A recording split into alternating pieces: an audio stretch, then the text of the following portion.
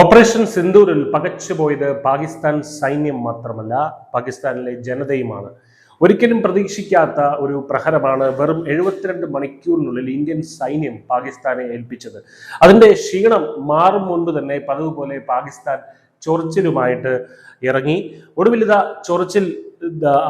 ആ ചൊറിച്ചിൽ ദില്ലി ചെങ്കോട്ടയിലെ സ്ഫോടനത്തിലെത്തി നിൽക്കുമ്പോൾ ഒരു വിചിത്രമായിട്ടുള്ള കാര്യങ്ങളാണ് പാകിസ്ഥാനിനുള്ളിൽ നടക്കുന്നത്. ഓപ്പറേഷൻ സിന്ദൂറിന് പിന്നാലെ തന്നെ പാകിസ്ഥാനിലെ വിദേശ കമ്പനികൾ എല്ലാം തന്നെ കൂടും കുടുക്കുകയും എടുത്ത് നാട് വിട്ടിരുന്നു.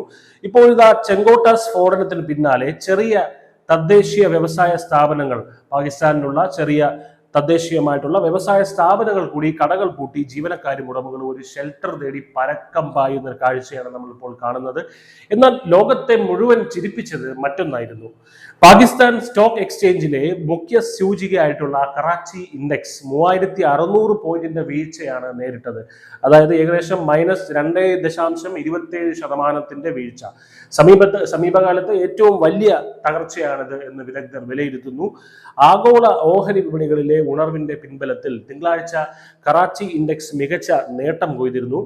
പക്ഷേ ന്യൂഡൽഹിയിൽ സ്ഫോടനമുണ്ടായതിന് പിന്നാലെ പാക് തലസ്ഥാനമായിട്ടുള്ള ഇസ്ലാമാബാദിൽ ഇന്നലെ ചാവേർ സ്ഫോടനം ഉണ്ടായിരുന്നു. ആ ചാവേർ സ്ഫോടനം ഉണ്ടായതിന് പിന്നാലെയായിരുന്നു കറാച്ചി ഓഹരി വിപണി വൻ തകർച്ച നേരിട്ടത്.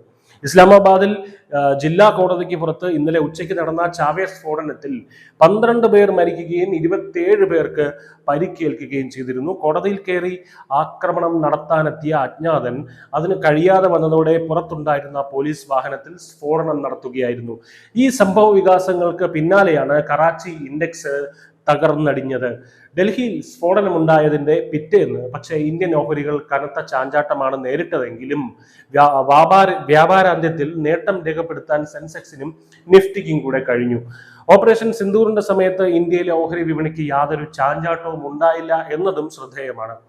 എന്തായാലും ഇസ്ലാമാബാദ് സ്ഫോടനത്തിന് പിന്നിൽ പാക് താലിബാനാണ്, അതായത് തെഹ്രീക്ക് ഇ താലിബാൻ എന്ന പാക് താലിബാനാണ് സ്ഫോടനത്തിന് പിന്നിൽ എന്നാണ് പ്രാഥമിക നിഗമനം.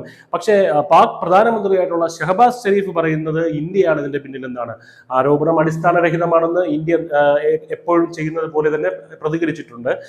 പക്ഷെ ഇതിൽ നിന്നെല്ലാം നമുക്ക് മനസ്സിലാകുന്ന ഒരു കാര്യം, ഇവർ ഒരു തിരിച്ചടി പ്രതീക്ഷിക്കുന്നുണ്ട്. പാകിസ്ഥാനിലെ ജനതയും പാകിസ്ഥാനിലെ സൈന്യവും പാക് ഭരണകൂടവും എല്ലാം തന്നെ ഇന്ത്യയിൽ നിന്നൊരു തിരിച്ചടി ഡൽഹി സ്ഫോടനത്തിന് പിന്നാലെ പ്രതീക്ഷിക്കുന്നുണ്ട് എന്നതാണ്. അതായത് നമ്മൾ പറയാറില്ലേ, നാടൻ ഭാഷയിൽ പറയാറുണ്ടല്ലോ, കോഴി കട്ടവന്റെ തലയിൽ പൂടെ ഉണ്ടായിരിക്കുമെന്ന്. അതുപോലെ ഇവർ ഡൽഹിയിൽ ഒരു സ്ഫോടനം ഉണ്ടാകുമ്പോൾ അവർ തിരിച്ചടി പ്രതീക്ഷിക്കുന്നുണ്ടെങ്കിൽ അതിൽ നിന്ന് കാര്യങ്ങൾ വ്യക്തമാണ്. അപ്പോൾ ഇന്നലെ ഇസ്ലാമാബാദിൽ ഉണ്ടായ സ്ഫോടനം പോലും അവർ അത്തരത്തിൽ ഉണ്ടായ ഒരു തിരിച്ചടിയാണോ എന്ന് ഭയക്കുന്നതിൽ നമുക്ക് അതിശയപ്പെടേണ്ടതില്ല.